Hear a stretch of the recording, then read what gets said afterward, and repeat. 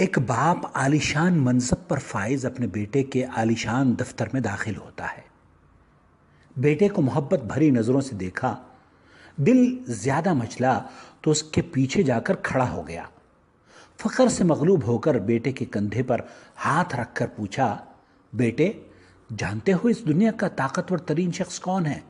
بیٹے نے جھٹ سے جواب دے دیا، میں۔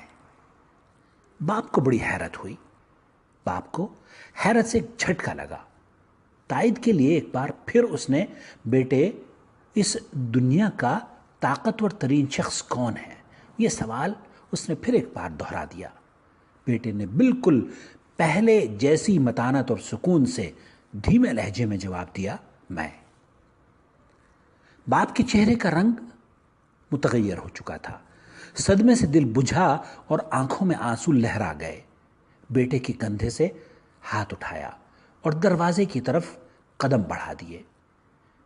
دفتر کے دروازے پر ایک بار پھر رکا، مڑ کر بیٹے کو دیکھا اور پھر سے پوچھا، بیٹے اس دنیا کا طاقتور ترین شخص کون ہے؟ بیٹے نے بغیر کسی توقف کے کہا، آپ۔ باپ کی حیرت کی انتہا نہ رہی۔ بیٹے کی اس بدلتی سوچ پر وہ بہت حیران تھا۔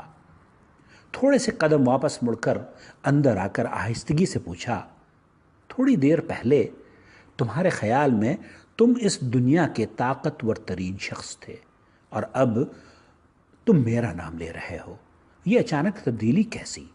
بیٹے نے کہا، جب آپ کا ہاتھ میرے کندھوں پر تھا اور میں اس دنیا کا طاقتور ترین شخص تھا، اور اب جب آپ کا ہاتھ اٹھ گیا اور آپ دور جا کر کھڑے ہو گئے ہیں تو میں تنہا رہ گیا ہوں۔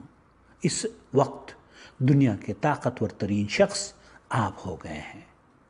دوستو، اگر آپ کے والد بقید حیات ہیں اور اس زمین کے اوپر صحت و تندرستی کے ساتھ اپنی دولت مندی یا اپنی فقیری کے ساتھ کسی بھی حالت میں موجود ہیں، وہ اپنی اولاد کے لیے اللہ کے بعد طاقت اور امن اور سلامتی کا ضامن ہے۔ مبارک ہو ان خوش قسمتوں کو جن کے والد زندہ ہیں اور ان سے راضی ہیں۔ والد کی قدر کیجیے، ان کا سایہ آپ کے لیے ٹھنڈی چھاؤں ہی نہیں اور بھی بہت کچھ ہے۔ Father is the greatest blessings of Allah۔ السلام علیکم ورحمۃ اللہ وبرکاتہ۔ محمد عاقل، جدہ سے۔